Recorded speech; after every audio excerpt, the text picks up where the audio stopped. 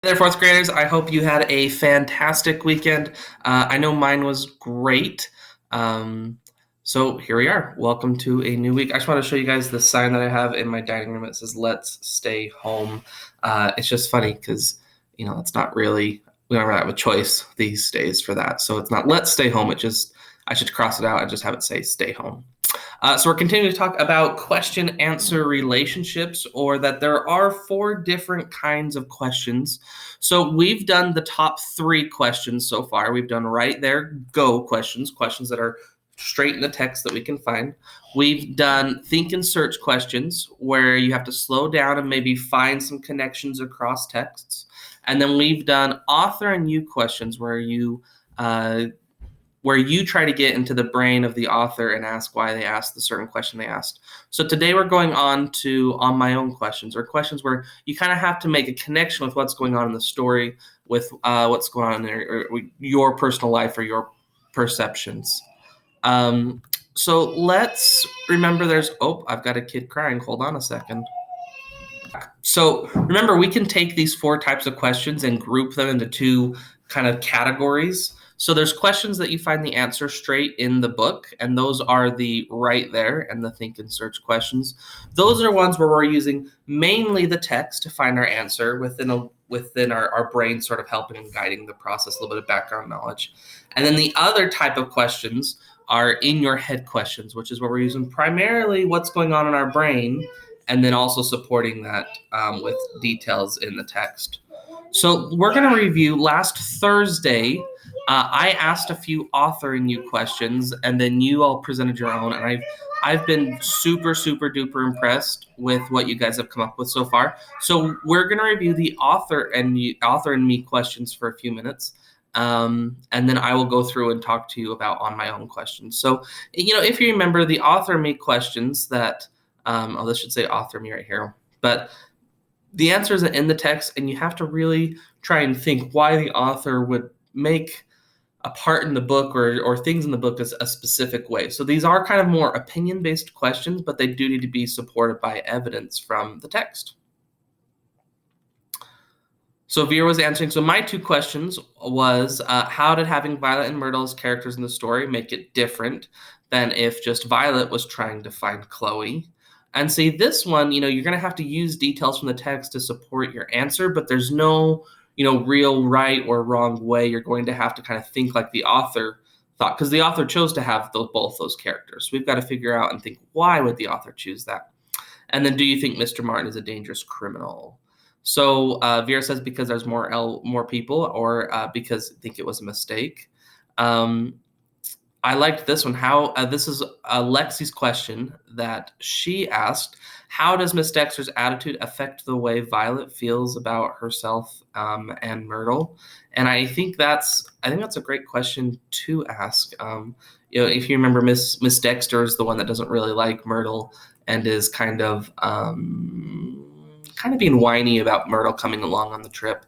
I really liked her answer to the first question. She says, remember the one about why having Myrtle and Violet both as characters? She says, I think that having Myrtle and Violet as characters in this book will help the reader understand the time back then with 2 different points of view. Myrtle is colored, so we get to know what it was like back then if we were colored. Violet also helps us understand how white people were treated better. If we only had Violet as a character, then we would not know how she treats colored people, and she would not have a friend to talk to. And Lexi brings up that great point that because the author chose to include, a white main character and a black main character, that we really get to see the dynamic of how those worlds work. So I thought that was an excellent answer. Without Myrtle, Violet would still be in New York. Yeah, that's true. I mean, the author could have picked another way for Violet to get, to where she needed to go. But, I think that's a great answer, Corver. And then Corver's excited to move. Corver, I'm excited for you to move too. Emma's asking, what do you think will happen when the train ride is over? That's a great prediction type question. I think that's fantastic for an author and me. Casey asks, if Mr. Martin was helping Violet and find Chloe, why would he jump out of the train and not tell Violet where he was going? This one I think would be more of an in the text type question. Probably, it'd probably be one of the I think that would probably be either right there or a think and search. But, we know that the Palmer agents were after him, and that's why he jumped off the train, and maybe he didn't want to get arrested or something like that. Thanks for your responses, Zach and Bowen and Harper. Clara asks, why do you think Chloe didn't send any letters from Washington, D.C. and Tennessee? I think that's a great question, one that I actually hadn't ever thought of. There's plenty of questions from when Chloe was in New York, but she never mentions going to Washington, D.C. or Tennessee. So that's a great question. When do you think Violet and Myrtle will see Hobie again? Kale, that's a great question. Yeah, I love that. That's one that, that you have to kind of sort of predict what's going on in the text using evidence from the text. We don't really have, Hobie said he was going to try and ride the train to Florida, so we don't really have good evidence that they will see each other again, but it's a good prediction to make. Thanks, Millie, for your responses. Ezekiel says, why would Mr. Martin jump out of the train? Again, that's one that we find more in the text, that we know why he jumped out of the train. Oh, no. Oh, hold on a second. I got it. And I'm back. So Ezekiel, we know the details. The details from that are mainly in the text. So that's more of a think and search or a right there question. How are Myrtle alike and how are they different? Asked Jaden. I think that's a great question. That one we would probably want to use. That would probably be a think and search question as well, because we're having to use details from the text mainly to support our answer. It's not us trying to get into the author's brain or us trying to use a lot of our background knowledge. It's just us sort of making a list of details we know of Myrtle and Violet across the text. Kenley asks, why would Mr. Martin not have all his fingers? I think that's a great one to ask, one that hasn't been very well answered, in the text. So that was one where we're having to make a prediction. So I think that one works, Kenley.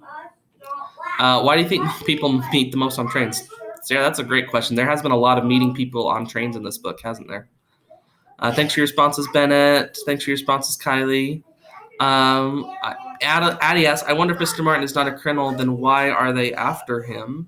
That's a great question to wonder about. I'm wondering why they're after him as well. So great question.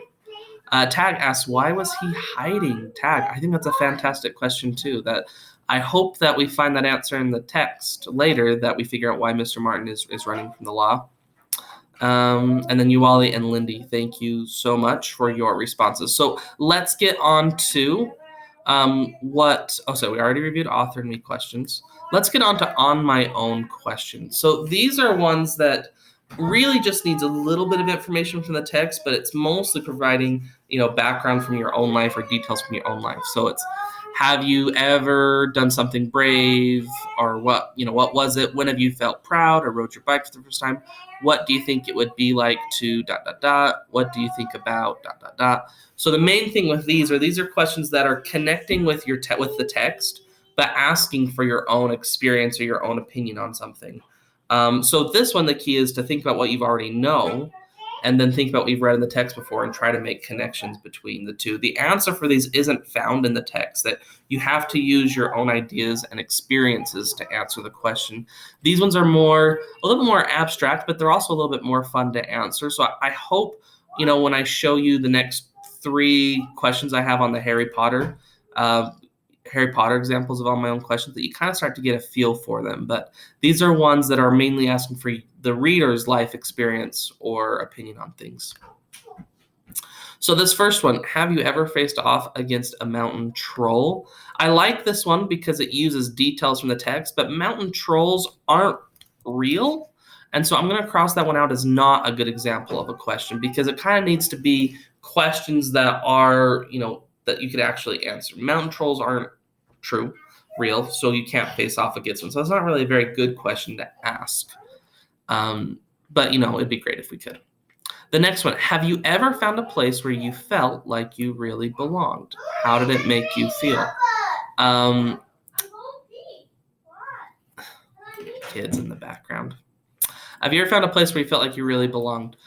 So this one, the reason I picked this one was because, we know that Harry, he didn't really like it at the Dursleys. He certainly wasn't a good fit there.